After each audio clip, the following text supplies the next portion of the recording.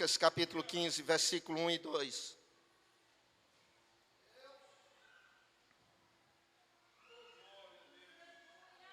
Lucas capítulo 15, versículo 1 e 2. Encontraram? Amém? E chegavam-se a ele todos os publicanos e pecadores para o ouvir. E os fariseus e os escribas murmuravam, dizendo: este recebe pecadores e come com eles. Vamos repetir comigo? Vamos? Segundo. E os fariseus e os escribas murmuravam, dizendo: este recebe pecadores e come com eles. Desliga o teu celular. Esquece lá fora. Porque Deus tem uma palavra para você. Espírito Santo, tu sabes o que nós precisamos ouvir. Tu sabes, Senhor. Fala nossos corações. Eu ouvindo um certo pregador pregando, ele disse que o evangelho é tão simples. É uma simplicidade a palavra de Deus. E eu decorrendo, eu passando as histórias, as parábolas de Cristo, eu comecei a perceber que é simples a pregação do nosso mestre. A palavra dele, os ensinamentos, é tão simples. E Jesus Cristo, ele se preocupava sempre em mostrar ao ser humano de onde ele veio. Para que um ser humano reconhecesse de onde ele veio. E Davi, o salmista, reconheceu, quando ele falou no Salmo 51, versículo 5, e disse: eis que em iniquidade e maldade fui formado, e em pecado me concebeu minha mãe. Ele percebeu que veio do pecado. Jesus Cristo sempre desejou, sempre pregou, sempre ensinou, para que eu e você, a humanidade em geral, percebesse que nós nascemos no pecado, que você veio do pecado, que eu vim do pecado. E ele também se preocupou para que as pessoas percebessem quem ela era, quem é você, quem sou eu. É por isso que o apóstolo Paulo escreveu para a igreja de Roma, no capítulo 3, versículo 23, dizendo o seguinte: todos pecaram, estão afastados da glória de Deus. Todos nós somos pecadores, toda a humanidade é pecadora, todos. Jesus se preocupou para que eu e você descobrisse que nós viemos do pecado, que nós somos pecadores, mas ele se preocupou em passar para as pessoas para onde você vai, para onde nós vamos. Foi aí onde João, aquele apóstolo, discípulo, o mais novinho, que às vezes encostava a cabeça no ombro de Jesus Cristo, e ele escrevendo o evangelho, ele escreveu e procurou uma palavra que demonstrasse o amor de Deus por ti, o amor de Deus por mim. E ele disse que Deus amou o mundo, amou as pessoas e procurou uma palavra, não encontrou. E escreveu de tal maneira que Deus amou o mundo, de tal maneira que Deus amou você, de tal maneira que enviou o seu Filho, Jesus Cristo, para todo aquele que nele crê, não pereça, não vá para a vida, não vá para a perdição eterna, para o inferno, mas tem agora a vida eterna em Jesus. Você pode glorificar o Senhor? Você pode engrandecer o seu nome? Ele te amou de tal maneira Ele te amou de tal maneira, Ele me amou de tal maneira, Ele foi àquela cruz de tal maneira, Ele derramou a última gota de sangue de tal maneira, para todo aquele que reconheceu que saiu do pecado, que nasceu no pecado, que viveu no pecado, mas precisava fazer uma olha para entregar a sua vida a Jesus, se arrependendo dos seus erros, das suas falhas, dos seus pecados, porque Ele foi à cruz por você e por mim, por essa tal maneira que foi um amor tão grande para te salvar e me salvar. Aleluia. E como ele se preocupava tanto, ele era contador de histórias, irmãos. Ele contava histórias simples para você entender. E nesse capítulo 15 tem várias histórias que dá o nome de parábolas.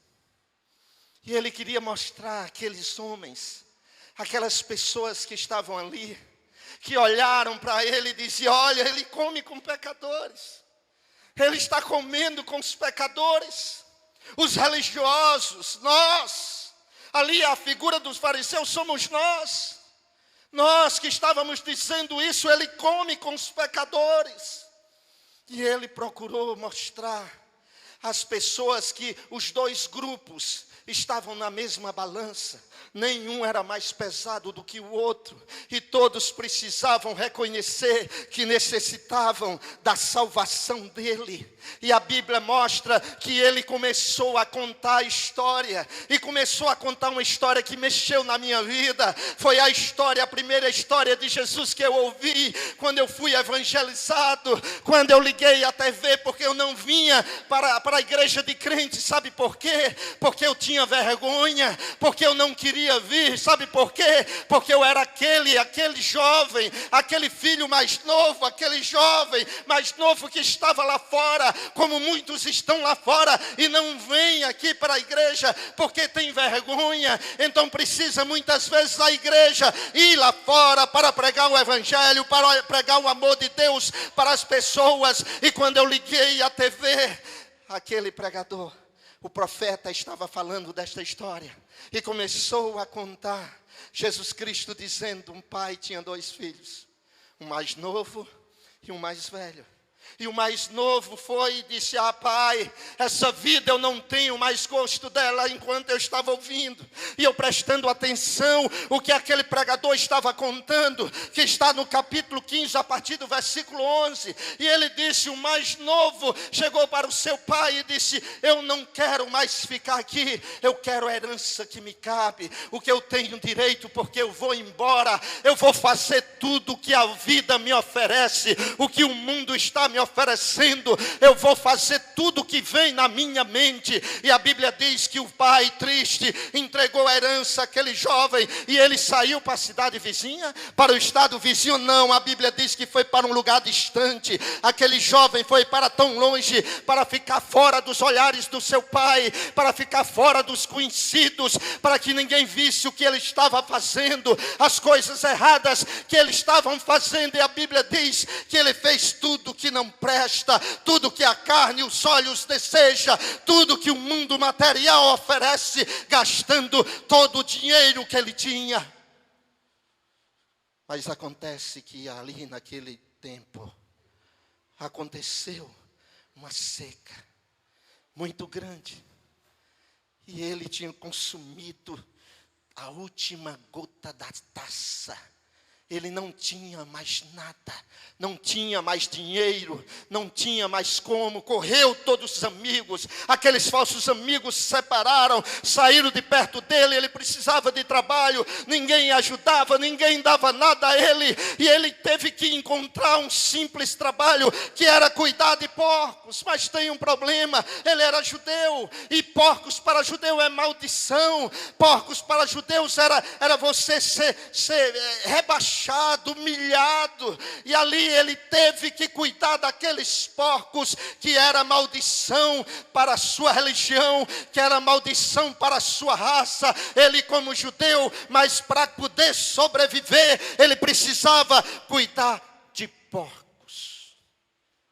Mas Jesus Cristo disse que muitas vezes ele sentia vontade de comer aquela comida dos porcos.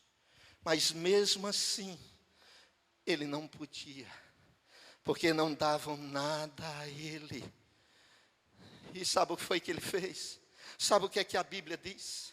Diz uma palavra que ela aconteceu comigo e com você, com muitos aqui, que diz assim: e tomando e tornando em si. Em outra tradição diz: caindo em si, arrependimento, caindo em si, ele percebeu que tinha errado, que tinha pecado, e olhou para o céu e disse: eu vou me levantar daqui, e vou lá para o meu pai, e chegarei a ele, e vou dizer: ó meu pai, pequei contra o céu e contra ti, e não sou digno de ser chamado teu filho. Sabe como é que eu me lembro disso?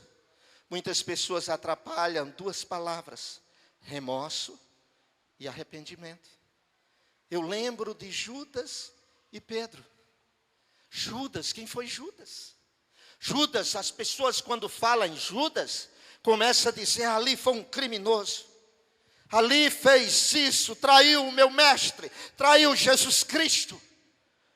Mas se fosse na nossa época, você não faria a mesma coisa? Você não agiria, eu não agiria da mesma forma que Judas fez? Imagina, vamos imaginar comigo, Judas vendo Jesus Cristo dizendo: tira a pedra, sai Lázaro. Lázaro já estava fedendo, já estava o corpo sendo desmanchado, comendo por verme, e Jesus diz: sai Lázaro, e Lázaro sai ali sã, com vida. Imagina você vendo Jesus Cristo salvando, curando, ressuscitando Lázaro. Imagina Judas vendo aquela mulher chorando, que vem com aquele seu filho para o enterro, e Jesus Cristo toca naquele jovem, e ele ressuscita, e ele volta à vida. Imagina você vendo aquele cego gritando: Jesus, filho de Davi, tem de misericórdia de mim. Jesus, filho de Davi, tem de misericórdia de mim. E Jesus disse: o que é que quer que eu faça? Que eu volte a ver. E Jesus vai e faz um milagre na vida dele, e ele vê, e ele pula, e ele glorifica a Deus. Imagina aquele aleijado ali no tanque de Betesda, que não tinha ninguém que colocava ele na água, e Jesus Cristo chega e diz: levanta, pega a tua cama e vai embora para a tua casa. Imagina o próprio Judas vendo tudo isso, e você vendo tudo isso, este Deus fazendo. Mais de 5.000 pessoas que estavam sem comida. Imagina Jesus chamando e dizendo: tem alguma comida aí? Tem um jovem aqui com uns peixes e pão. E ele agradece e manda dar aquelas pessoas, que tinha mais de 10.000 pessoas, todas alimentadas. Ainda sobraram cestos de pães e peixes.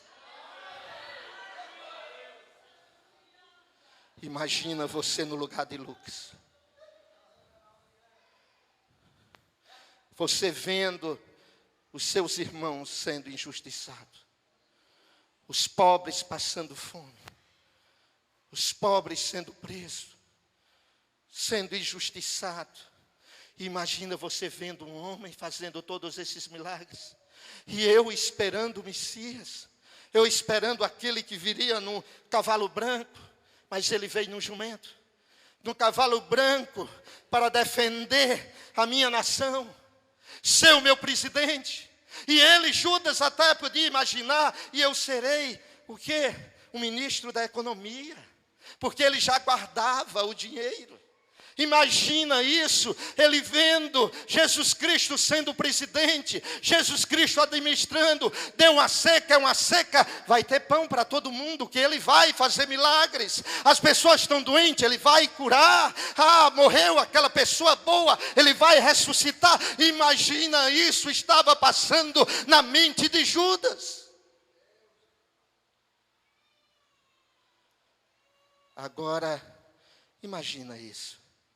Você jovem, com os cabelos bonitos e longos, chega, se ajoelha diante daquele homem, o mestre, coloca, joga um perfume tão caro que desce. E ela aquilo. E ele vai e disse: por quê? Que esse dinheiro não é dado, se vende e não dá aos pobres. Ele estava vendo as moedinhas de dinheiro, de ouro, que ele disse: nós vamos comandar o mundo. Aqueles que forem em oposição, nós vamos comprar. Aqueles que não quiserem nos seguir, nós vamos comprar. O que é que está acontecendo hoje, irmão? O que é que está acontecendo hoje? Judas, muitos Judas no nosso país, agindo dessa forma. É por isso que nós agiríamos da mesma forma, do mesmo jeito. Ele viu tudo aquilo e teve uma ideia. Satanás já tinha entrado nele, sabe por quê? Entrou com orgulho. O orgulho é um do nosso maior inimigo. O orgulho foi que derrubou Satanás. O orgulho foi que derrubou Eva, Adão. O orgulho derrubou Davi, o orgulho derrubou muitos homens de Deus, o orgulho.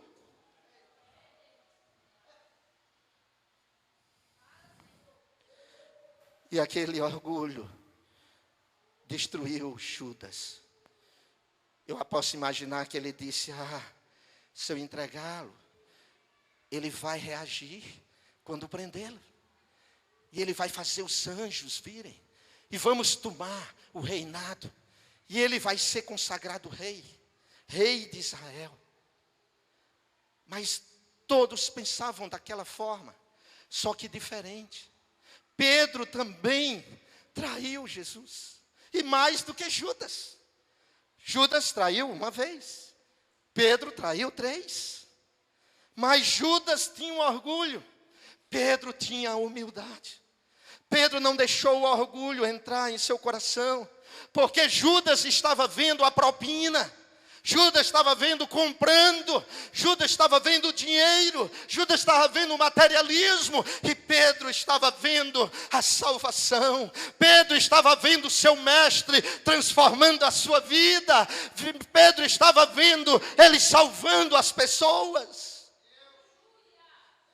E quando Judas percebe que não aconteceu aquilo que ele queria, ele vai e disse: eu errei, eu entreguei um inocente, eu não devia ter feito isso, eu fui mal demais, eu errei, olha o que é que está acontecendo, remorso, eu entreguei o inocente, eu me culpo, a culpa foi minha, eu não entendi o que ele queria, e a Bíblia diz que ele vai e se mata.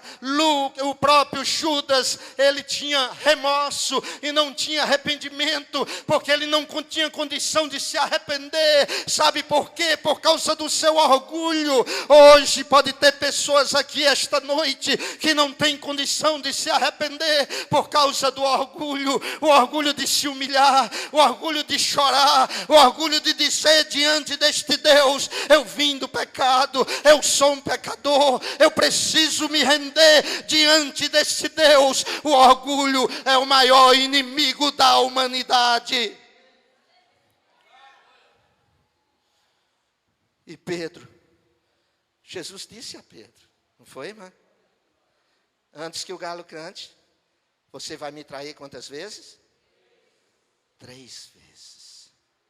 Traiu a primeira, traiu a segunda, e na terceira, o galo cantou. Jesus olha para ele com aquele olhar de misericórdia. E sabe o que foi que disse a Bíblia? Que Pedro chorou amargamente. Sabe qual é o sentido dessa palavra? Chorou amargamente, caiu em si, se arrependeu. Ele não teve remorso, ele se arrependeu diante do seu mestre, diante de Jesus, diante do seu Salvador. Meu amado, não tenha remorso essa noite. Eu agi assim, eu errei, eu não devia ter feito isso. Está se culpando? Não. Você errou, mas tem um Deus que foi à cruz por você, que derramou o seu sangue por você, para perdoar os seus pecados, para transformar a sua vida, para mudar a tua história. Uma salva de palmas para este Senhor.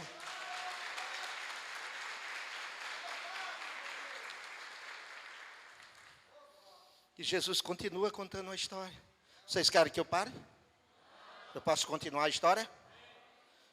Vamos imaginar comigo. Vocês estão me acompanhando. E ele levanta aquele jovem e vai para o seu pai.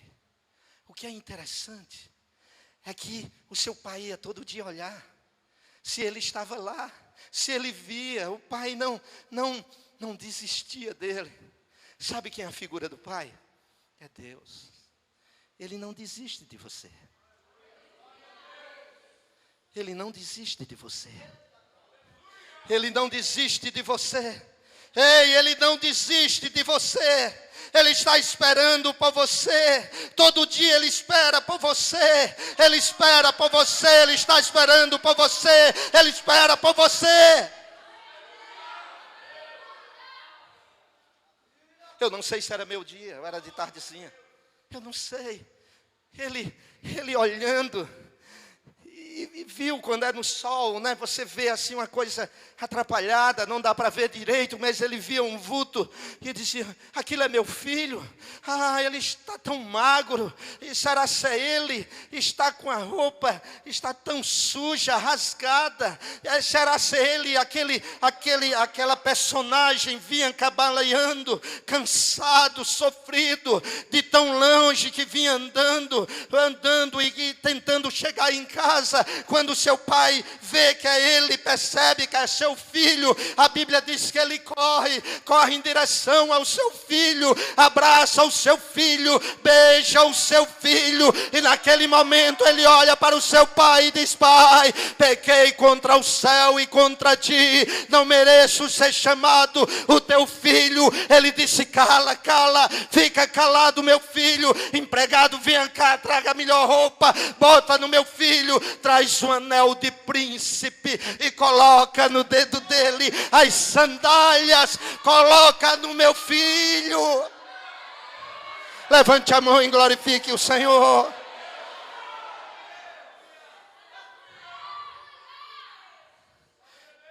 E Jesus, contando a história, disse: agora, meu empregado, vem cá, meu empregado, vai pegar aquele bezerro cevado que eu estava preparando. Sabe o que é o bezerro cevado? Bezerro cevado é um bezerro gordo. Bezerro cevado é um bezerro sem mancha. Bezerro cevado é um bezerro puro, é sem mancha, sem nenhum defeito. Jesus Cristo estava mostrando ele como o bezerro cevado, o bezerro que não tem mancha, o bezerro puro, o bezerro gordo, o bezerro sem defeito nenhum. Esse bezerro precisava ser sacrificado para alegrar o Pai, porque o seu filho que tinha morrido agora estava vivo, que estava perdido foi encontrado. Jesus Cristo, o bezerro cevado, se entregou por você e por mim, para perdoar os nossos pecados e transformar as nossas vidas. Levante a mão e glorifique o Senhor, glorifique o Deus Salvador.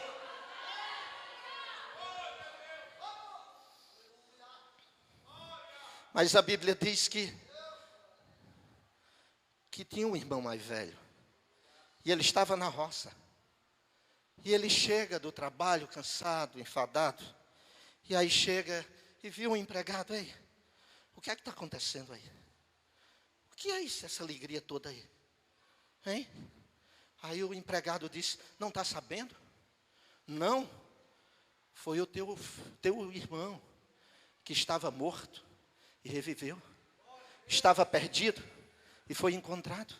E tem outra: o teu pai mandou matar aquele bezerro cevado. Aí ele se encheu de ira e disse: não, eu não posso entrar aí. E o pai dele veio e disse: meu filho, o que está acontecendo? O que é que está acontecendo, pai? Esse teu filho, olha o que é que ele diz. Ele não disse o meu irmão.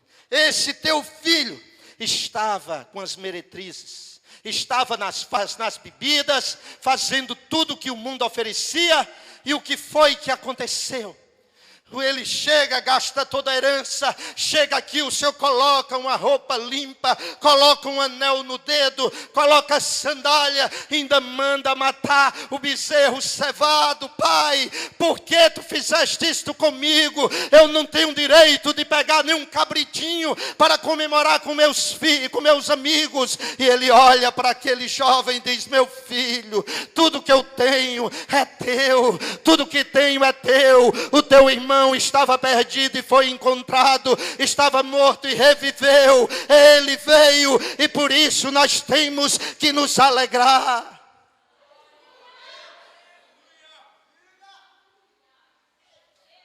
A parte mais triste está no filho mais velho. Sabe quem é o filho mais velho? Somos nós, que estamos na casa do Pai, estamos nos cultos, oh meu Deus, estamos aqui louvando, estamos adorando, estamos dizendo o que estamos fazendo, o que Ele manda, e o orgulho está nos destruindo. Nós sentimos inveja e ganância. Nós não queremos que os outros se alimente do bezerro cevado. É como se o bezerro cevado fosse só para nós. É como Jesus Cristo fosse só para você. Aquele não tem jeito. Aquele não vale nada. Aquela é uma meretriz. Aquele é um drogado. Ele não quer nada com Jesus. O orgulho nos mata, meu amado. Nós estamos perdidos da mesma forma daqueles que estão lá fora. Se nós não nos arrependermos de novo, se nós não cairmos em si, como aquele jovem caiu, e percebermos que o nosso orgulho está nos destruindo, nós seremos destruídos. Mas para que isso não aconteça, o bezerro cevado, ele foi morto por toda a humanidade. Ele foi morto por aquele drogado, ele foi morto por aquela meretriz, ele foi morto para aquela pessoa que está afastada dos caminhos do Senhor. Ele não só foi morto por você, ele foi morto por toda a humanidade. Levante a mão e glorifique.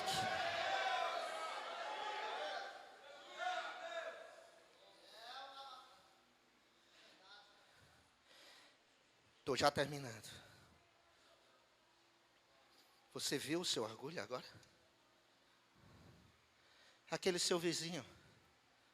Ei, aquele seu vizinho que te perturba e tu chama ele de amaldiçoado, endemoniado. Está lembrando isso? Ele é o filho mais novo, que o pai está esperando por ele.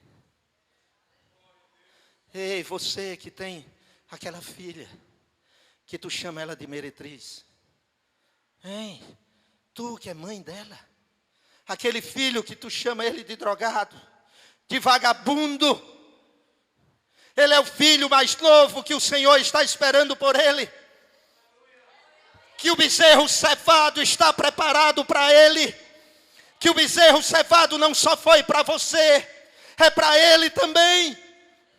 E que você precisa chorar nos pés do teu mestre, clamando por aquela alma, chorando pelaquela alma, para que o Espírito Santo convença do pecado, do juízo e da justiça. Ei, você, o irmão mais velho, está perdido igual ao irmão mais novo. Eu vou dizer uma coisa aqui, mas me perdoe. Eu creio que é o Espírito Santo que está me falando ao coração. Aqui nesta noite, eu vou me colocar, todos nós. Tem uma grande parte que é o filho mais velho. Mas tem alguns aqui que é o filho mais novo, ainda vieram. Mas uma grande parte aqui é o filho mais velho, que se acha exclusivista, que se acha salvo e não perdoa o seu irmão, que se acha salvo e fala nome feio, e amaldiçoa as pessoas, que se acha salvo e dá mau testemunho, que se acha salvo e lá no seu trabalho as pessoas olham e dizem: isso é servo de Deus, isso é servo de Deus. Que se acha salvo e não tem frutos de bonança, de humildade, de simplicidade. Que se acha salvo, está debaixo de uma capa da religião e não foi salvo ainda, porque o seu orgulho não deixa o Espírito Santo convencer do pecado, do juízo e da justiça.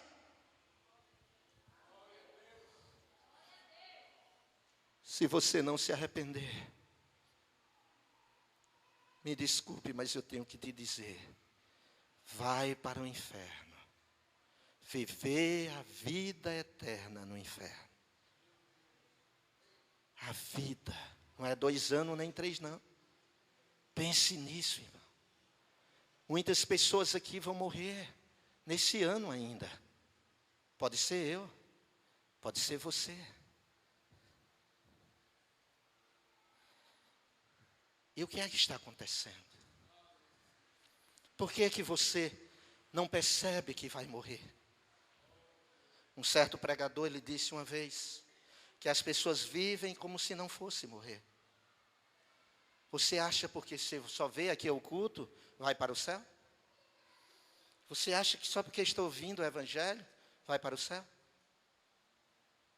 Sem arrependimento, não há salvação.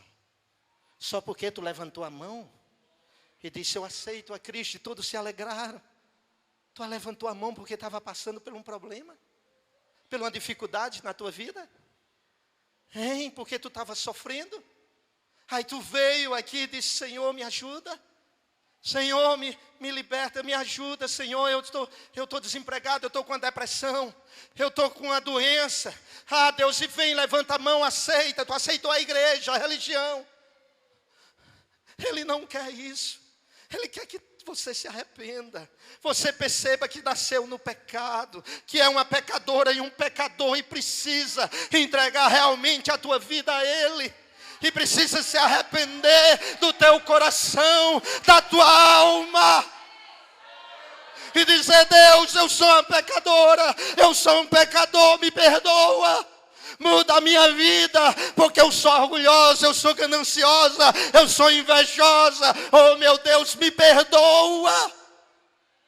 Caia em cima. Senão não há salvação. Não há salvação. Nós temos, sabe quantos milhões de evangélicos no Brasil? Quase 50 milhões de evangélicos no Brasil. As igrejas hoje, dia domingo, estão cheias, lotadas, amados, de pessoas que se dizem que estão louvando a Deus, que se dizem que estão adorando a Deus, mas a maioria dessas pessoas são os filhos mais velhos, estão perdidos e precisam se arrepender, e precisam entregar suas vidas realmente a Cristo, que vem para a igreja, mas lá as escondidas estão fazendo coisas erradas, achando que Deus não está vendo. Eu quero que você vá para o céu. Você pode ficar com ódio de mim, mas você vai para o céu. Você vai para o céu. Você vai sair daqui consciente de que precisa se arrepender, de que sem arrependimento não há salvação. Você precisa reconhecer isso. Venha. Saia do seu lugar e venha. Oh, meu Deus. Oh, Deus. Oh, Jesus. Deus te abençoe. Ele vai cumprir com o desejo do teu coração. Ele vai. Oh, Deus. Traz, Senhor, as vidas para cá, Senhor. Para que reconheça o teu milagre. Para reconheça que tu és santo. E que nesta noite possa se render diante de ti. Oh, meu Deus. Oh, Deus misericordioso. Tem vidas aqui esta noite, Senhor, que está caindo em si agora, que achava que era exclusivista, mas agora estão chegando a se caindo em si.